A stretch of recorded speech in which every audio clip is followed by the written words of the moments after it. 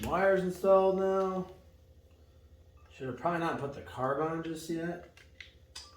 But we can probably get all this stuff squeezed by. I'm hoping anyway.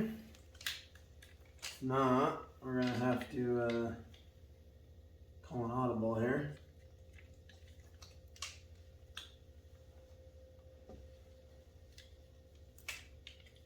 That's good. Getting closer. Oh yeah, look at that. I gotta figure out, is this going back or the front?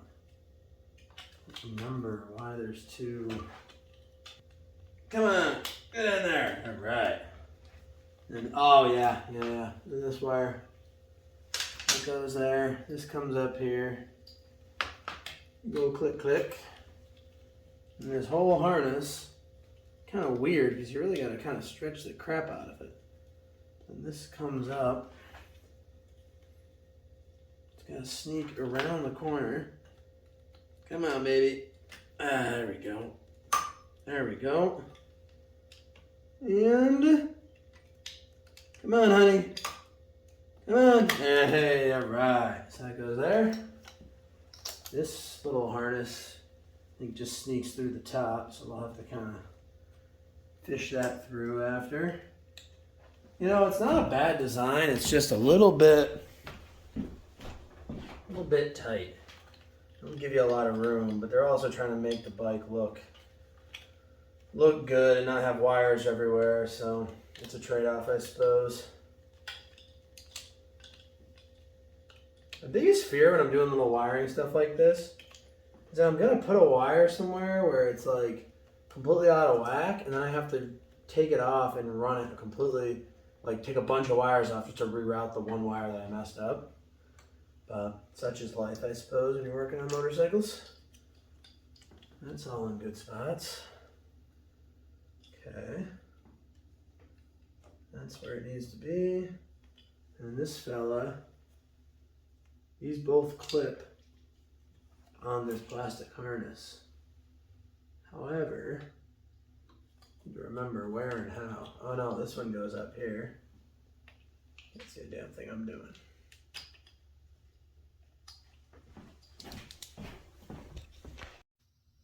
She's coming together. I did a little more work. Put the tank on, got all the wiring done. So tomorrow we'll come here and finish everything off. All right, guys, we're back.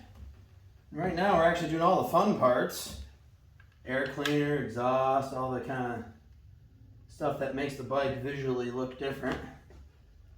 I'm about to do the exhaust. I'll probably let the camera just run for that, and hopefully. All right. So, oil, gas. So I'm just gonna crank. That's the horn. Wait. I plugged the connectors in backwards. Damn it! Would you plug it backwards? The horn and there's two connectors that are apparently fit into the. Oh, for the horn and for the starter? Yeah. That's pretty funny, actually. Oh, why is that wheel turning? Oh, you in gear? Damn it, didn't think of that. This is one of the lockout too, where you can't start it with the clutch out. No, it doesn't. That's okay. Very good. Glad I had the back elevated though, huh? Well, you gotta clamp down but still. That was pretty stupid of me. Yeah. Alright. Ooh, she sounds spicy.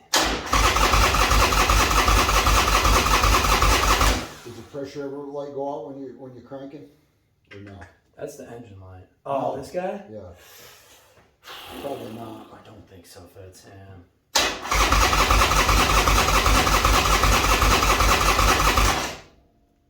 I would say that's enough. Yeah, because it's gonna crank for a while, just not having fuel too. All right. Just to prime you up. Just keep an eye on that oil light. Yeah. Keep your phone out and run a timer. Because once it fires off, I want you to shut it off quickly. You wanted 10 seconds? 10 seconds, yeah.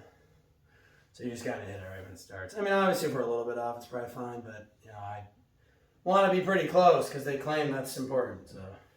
Ready? Yep. You got the seal on? Yep. Choke on? Yeah.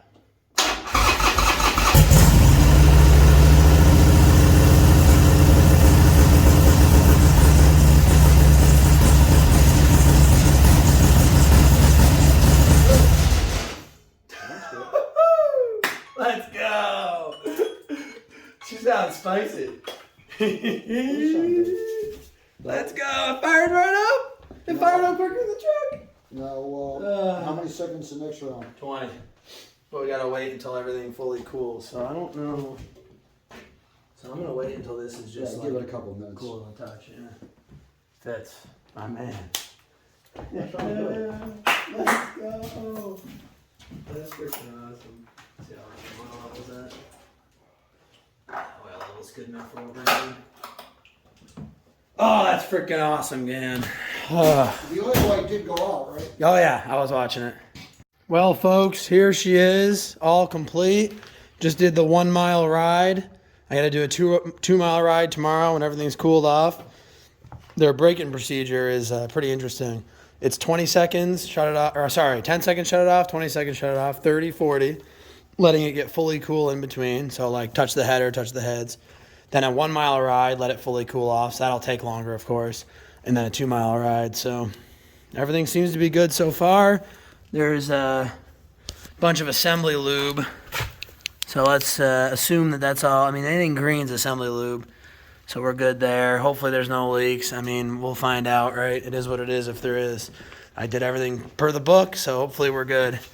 Worst case scenario, we'll tighten some bolts and, replace some gaskets if it really came down to it. But so far, I don't see anything excessively bad.